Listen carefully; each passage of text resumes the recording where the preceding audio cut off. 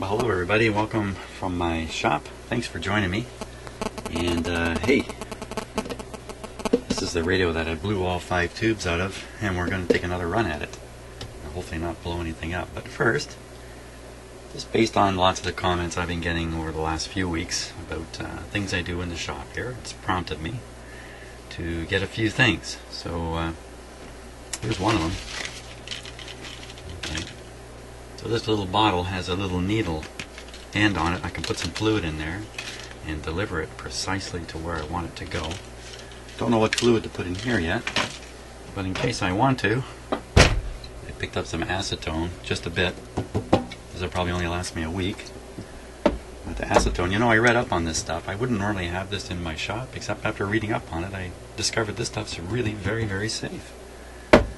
Surprising in a way. Got some lighter oil. It's a lighter with this great big long delivery knob there, so I can oil stuff up. So I also got to end the frustration, I got more clip leads, and just in case, I got some silicone transfer, heat transfer stuff. So, and for this radio, let's see what I got. Okay, there's the infamous power supply that helped me blow all the last tubes out. Those are just the knobs. Here is a complete set of replacement tubes. Here. Sorry about the bag, must be making quite a noise. Including a couple of spares. So with all these tubes, I tested them all, they're all good. At least on an emission tester they're good. Hopefully we'll have this radio working very shortly. So let's get at it. I just kind of pile my new goodies up over here. Look at that beautiful cabinet on this radio. Okay, so take this guy out.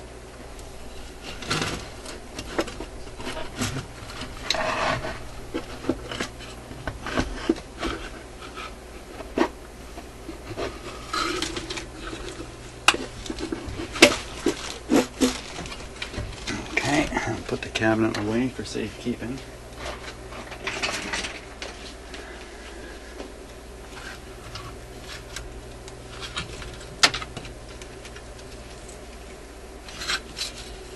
There we are.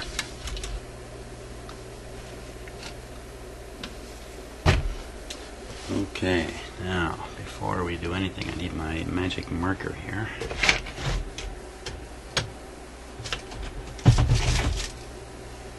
Okay, gotta go hunting for my magic marker. Oh, maybe this one will work.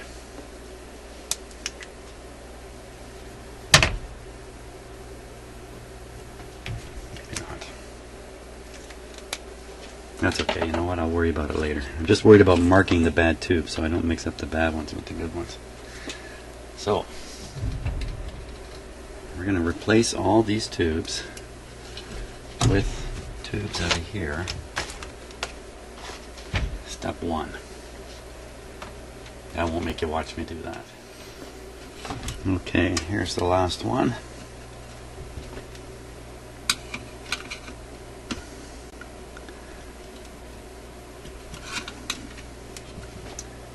It's a 1C5.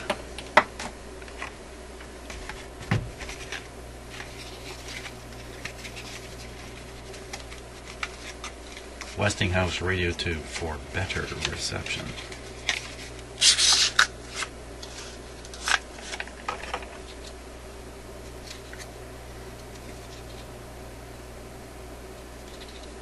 It's really packed away in there.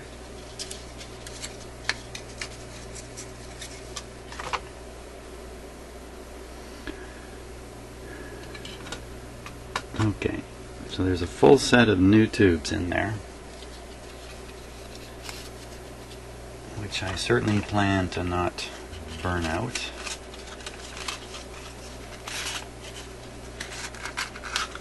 So this time, what I'm going to try is to power the radio using a battery for the heater and using that power supply.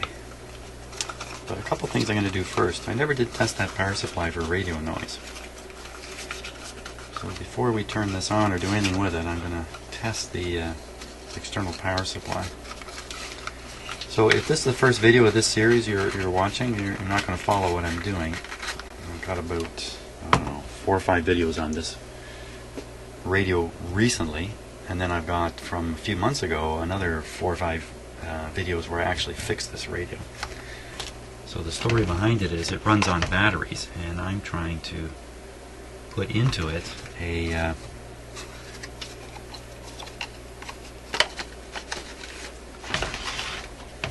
power supply. There it is right here, in fact.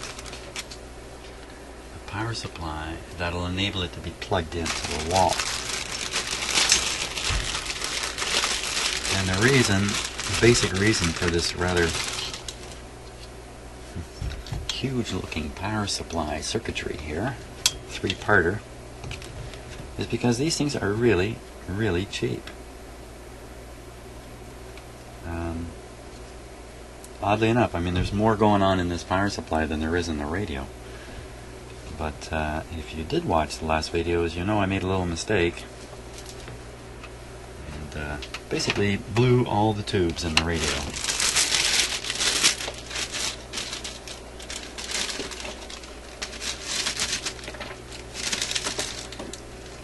Not one of my better moments, that's for sure. Okay, so there goes the bad ones in the bag here, so I can't mix them up.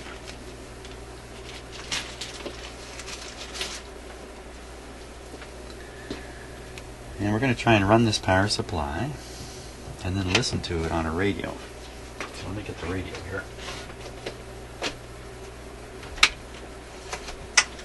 And this power supply my shop is already full of noises, so trying to detect the noise from this thing may not be as easy as I might want.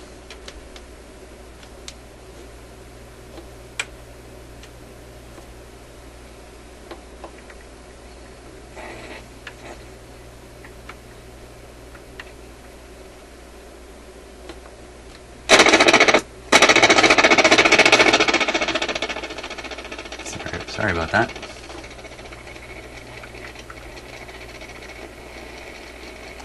It's full of noises as it is, so here we go. We'll plug this guy in now.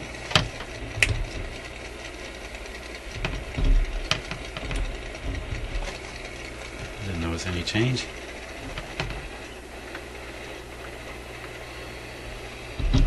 Oh yeah. Okay, so listen.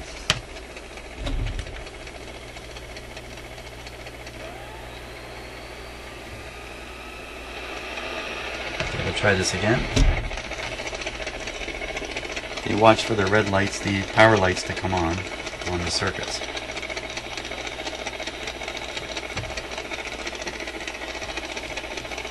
And listen.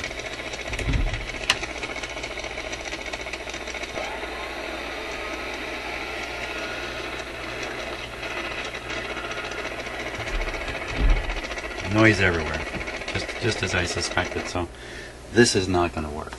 This is just going to make a radio make a lot of noise if we use this power supply. I wish I'd done that right at the start. I would never even tried it. So, okay, let's put away the power supply. And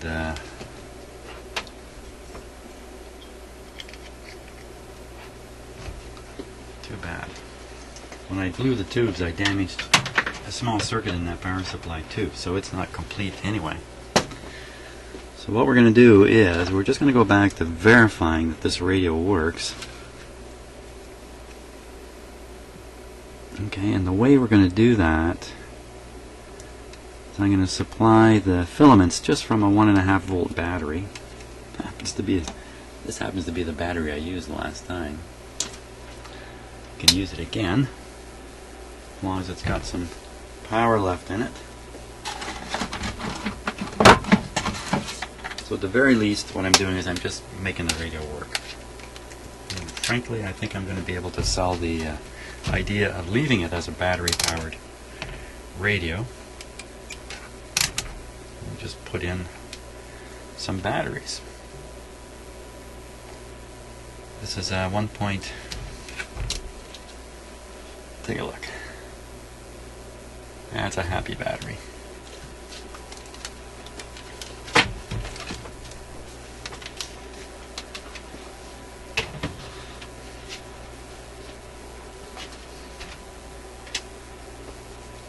So we'll solder this back onto the wire here.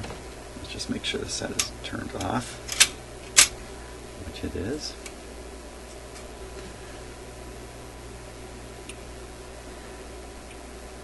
I don't believe there's any issue about polarity on this. For the B+, we'll use my DC power supply.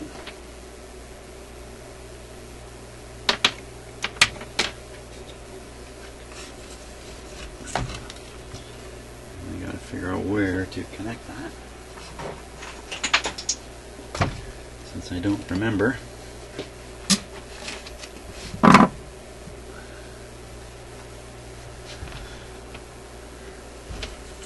So these are the battery wires here. There's the plugs. So if we look on here, didn't I see some instructions somewhere? It's basically a yellow and a green wire. That's the color they are today. Taking the 90 volt battery supply back into the radio.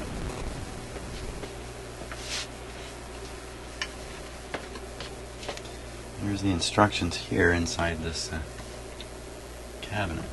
See them there? Luckily they're still in the cabinet. Yellow and red, no sorry, yellow and blue. So these two colors are actually yellow and blue. It looks kind of green. And you know what? They don't give a positive and a negative. Phooey. Well, okay. It's not as easy as I wanted it to be. Now, so the yellow comes back here. Wow. I gotta take a really good look at this here.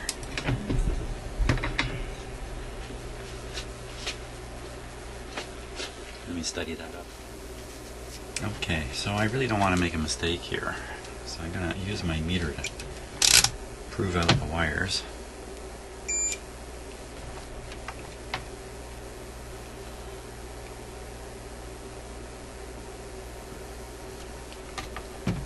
Connect one side to right out here.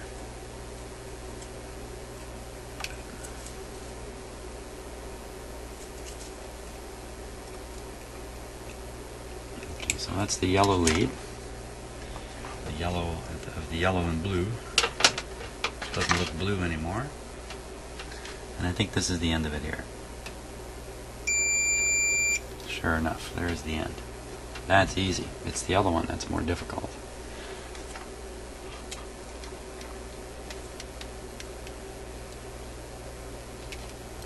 Now, where's that guy end up? Here? Or here? Or here? Or I got the wrong wire. Yes, I do. Okay, the other wire, not there, not there. Where?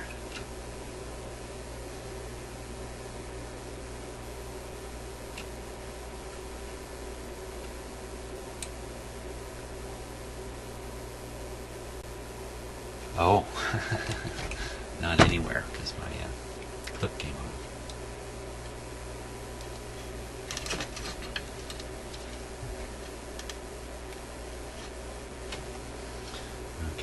Here? Or here? There it is.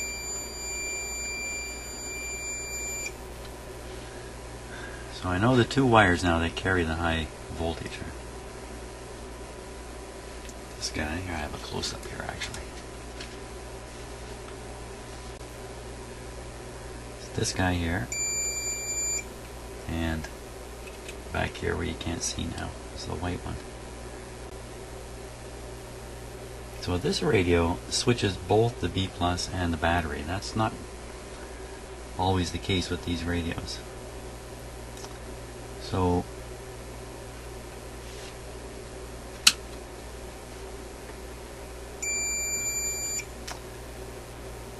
that's the switch side. Oh. No, it's not.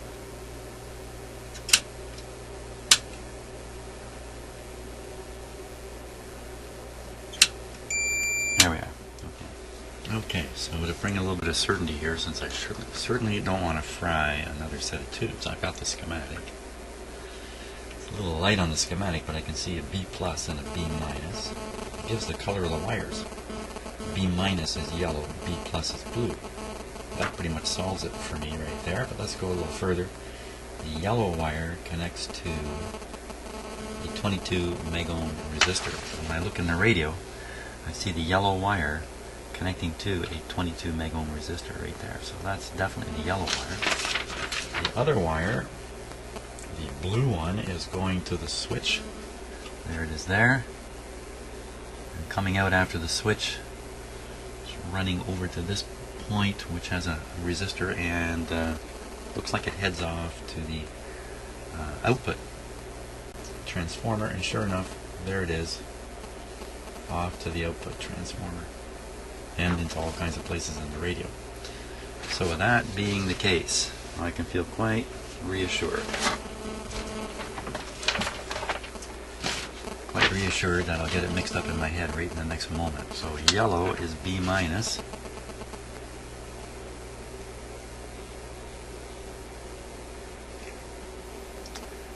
And the B plus goes on the switch. About like that.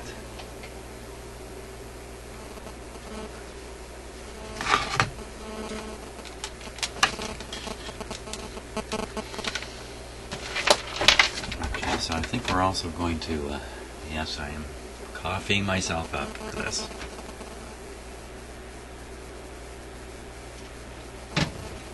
Hey, I made a reference on one of my comments to the Coffee Achievers. I wonder if anybody else remembers the Coffee Achievers. If you're my age, you probably do. Let's see here. Now, oh yeah, I got to finish off the connection here. Let's get the polarity right on that also. Black is the minus. The other color is red, I think. Red is the plus. Okay, so I just got to make sure the plus goes on like that. Make sure the radio's switched off, which it is.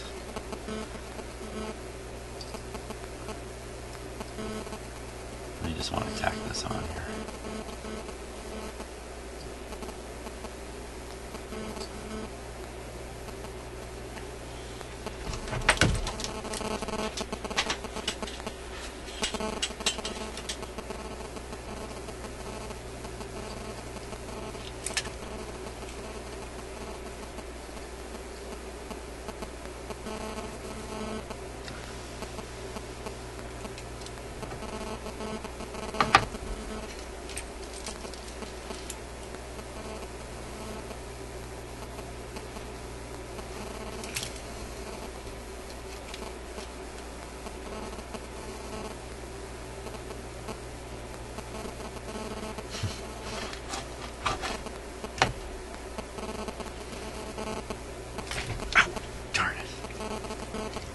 There.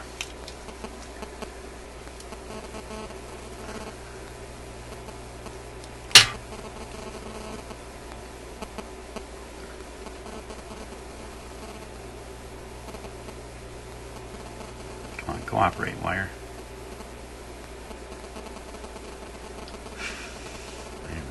didn't heat that battery up too much. Okay, now if I turn the radio on, this battery will energize the filaments. I have no way of really monitoring it, other than playing the radio and seeing what the result is. The B+, let me turn on my supply here. On standby, I don't have any voltage on it here. We're going to monitor the B+ on this meter here.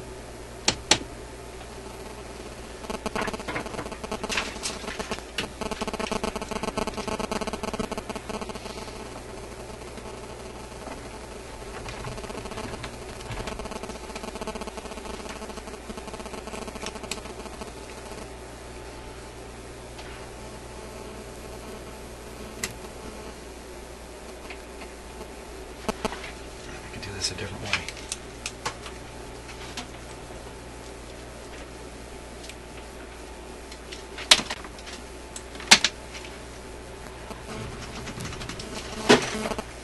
Let's hook it right up to my supply here.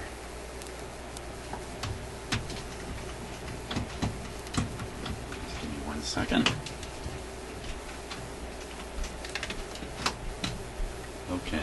So this meter will now read the B+. Let's check the meter. Disconnect the lead. Make sure we're on. There we are. That would be 60 volts there. Back down. Click this back on.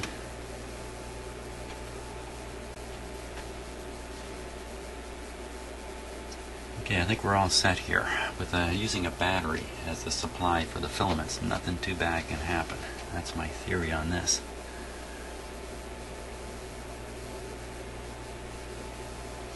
Okay, let's turn it on.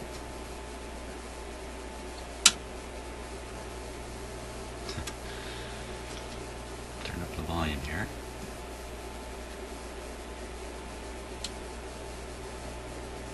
Start bringing up the B+. Here we go.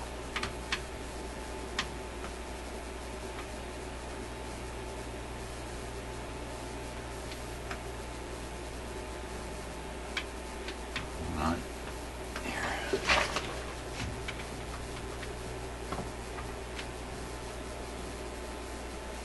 Something not right. There we go. Okay, we're going up and we're listening.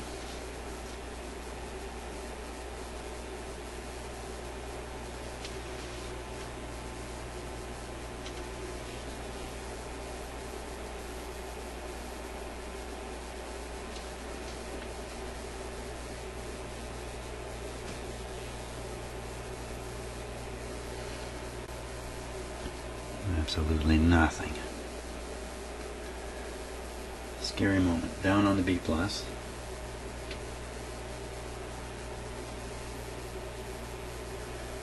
how do we know these things are actually heating up here, for crying out loud? These are little 1-volt tubes. They hardly draw any current.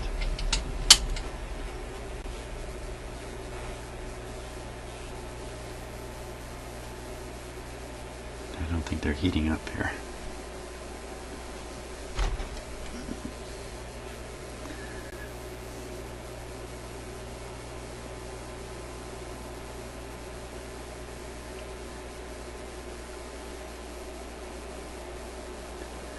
These are all in parallel, so even if one of them is actually blown, I see nothing. Oh, wait a minute. Oh yeah, I can see one of the filaments. It's definitely hot. Okay.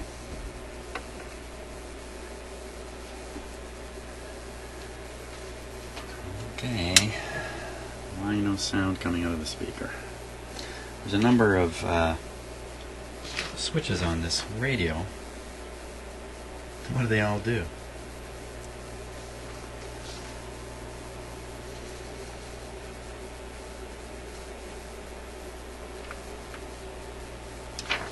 One's probably a tone switch.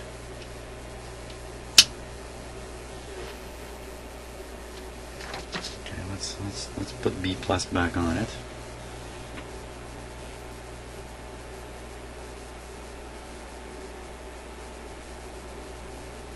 It's around 80 volts. Yes, definitely. 80 volts. Both meters are telling me it's 80 volts.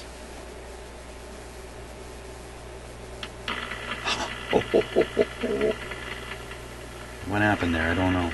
But there we have it working again.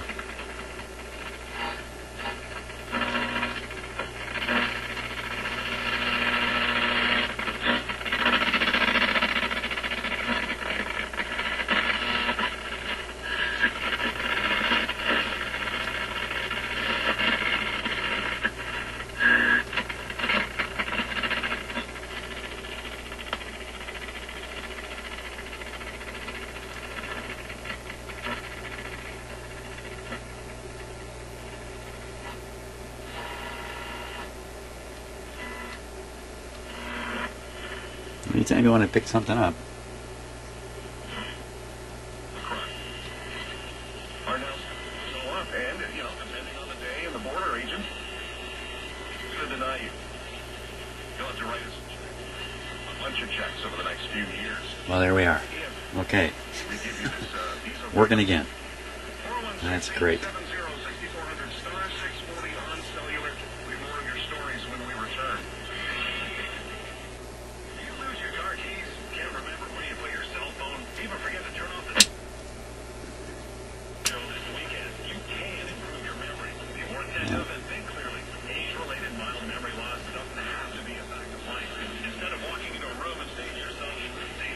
I don't remember doing an alignment on this. I just don't remember, but anyway, it's working again. Oh boy, am I feeling a lot better after blowing out all those tubes. So the set's working again. We're back to how to power it on a more permanent basis. And boy, I'm voting big time in the battery operated. But that's kind of neat. If it's battery operated, you can carry this radio anywhere. You can bring it out, set it down, turn it on, and show it to people. You don't even have to try to plug it in. So I like the battery idea myself. Anyway, that's all we really wanted to do, was ensure the radio's operating. And didn't suffer any permanent damage when I fried it. And that's the case. So, good show. That's it. Thanks a lot for watching. We're on to the next thing.